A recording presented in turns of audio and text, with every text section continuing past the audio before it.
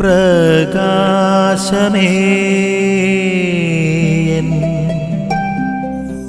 മിഴി തുറക്കുക വേഗം. ഇന്നത്തെ തിരുവചനത്തില് യേശുവിനെ ഒരു ഭ്രാന്തനായിട്ട് ചിത്രീകരിക്കുന്ന ജനക്കൂട്ടത്തെ നാം കാണുന്നുണ്ട്. പ്രിയമുള്ളവരെ, സമൂഹത്തിന്റെ പൊതുവായ ചിന്താധാരയോട് ചേരാതെ വ്യത്യസ്തമായിട്ടുള്ള ചിന്താധാരയിൽ നടക്കുന്നവരെ ലോകം എന്നും ഭ്രാന്തമായിട്ടാണ് കണക്കാക്കിയിട്ടുള്ളത്. അവരുടെ ചിന്താഗതികൾ അത്രയും ലോകത്തിന്റെ മുൻപിൽ ഭ്രാന്തങ്ങളായിട്ടാണ് വിലയിരുത്തപ്പെടുക.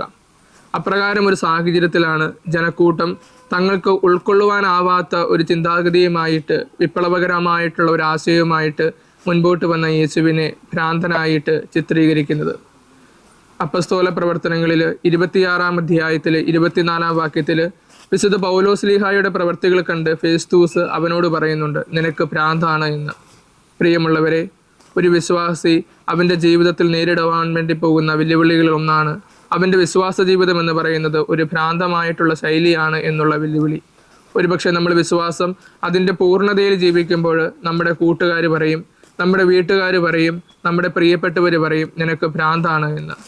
എന്നാൽ യേശു പറയുന്നു, ഒരു വിശ്വാസിക്ക് കിട്ടുന്ന ഏറ്റവും വലിയ അംഗീകാരമാണ് ആ വാക്കുകളെന്ന്. നമുക്ക് തിരിഞ്ഞു നോക്കാം.